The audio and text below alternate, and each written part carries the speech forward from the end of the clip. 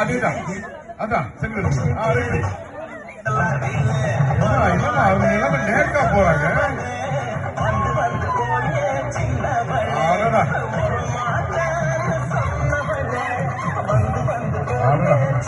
உட்காந்தீங்க அட்டகாசமா கலக்குறீங்கம்மா. செங்கலை சிறப்பாக எடுத்து வைத்து செங்கலை டான்ஸர் ஆடி போறாங்கப்பா. நேர்மையாக வைக்க வேண்டாம். கேட்டீங்க இருக்கா அட்டகாசங்க. ஆஹா பரிசு போச்சு.